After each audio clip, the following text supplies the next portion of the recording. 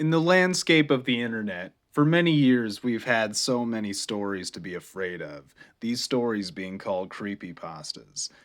Now, as a child, most of these stories were very disturbing, unnerving to say the least. Today, we're going to be revisiting 5 old creepypastas from your childhood. And nowadays, this shit ain't scary anymore! Number 5.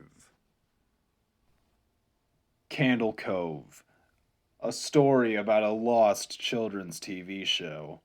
The show follows Percy, the protagonist of the show. He lives on the Laughingstock, which is his crew's ship.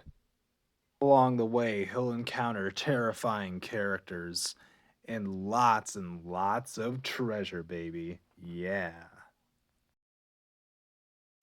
Anyways, the story goes is that when you were a child looking at static like a dumb idiot, you'd see this show and it would materialize in front of you and you'd try to remember it, but it would never show for adults.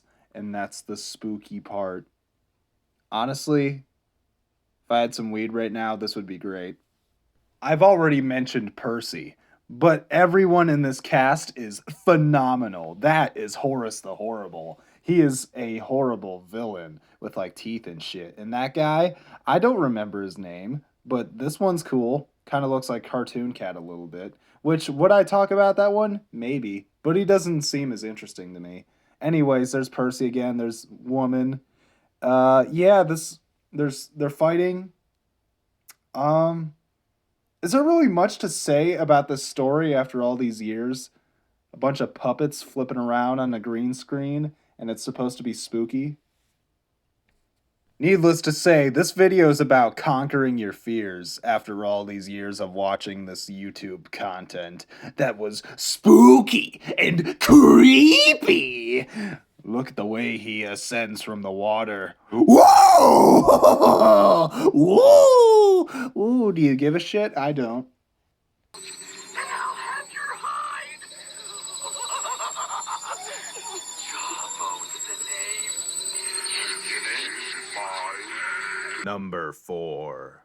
Listen, it's very obvious that board games are the scariest, spookiest thing of all time. So when a creepypasta about a haunted board game comes out, everyone shits their pants. And this one is infamous.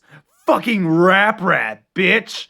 This is a story about a VHS tape that goes along with a board game, and like the guy bought it from some dude and then it burnt his hands because it was cursed or something like that.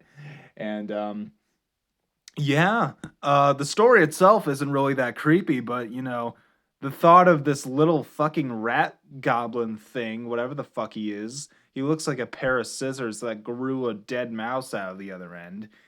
He'd be going around in your walls. He'd be fucking like scritching around with his weird little nails and his thingies or whatever the fuck. And oh shit, there he is. Number 3.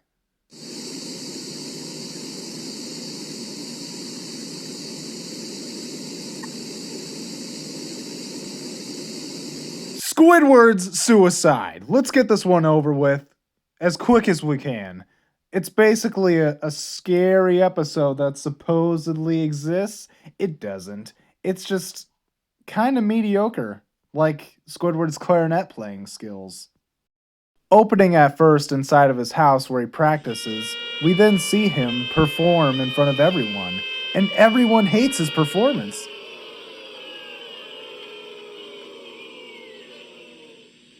Boo! You stink! This one also started the trend of hyper-realistic bloody eyes.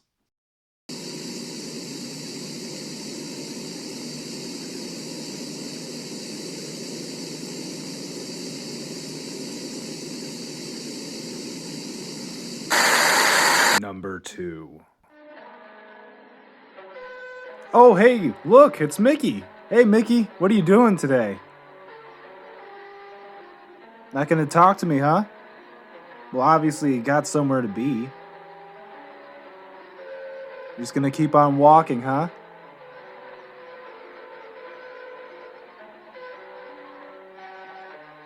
Oh. Oh, you're too good to talk to me. Okay, I see how it is. Get the fuck out of here!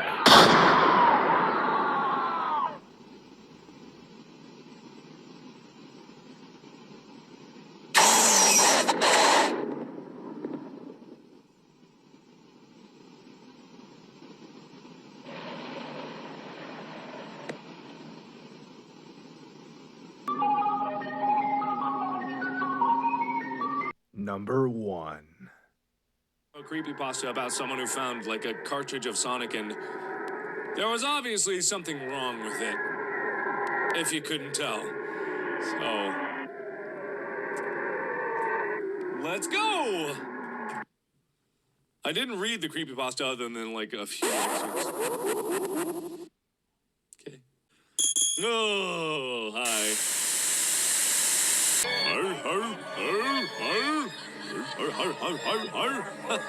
At the end?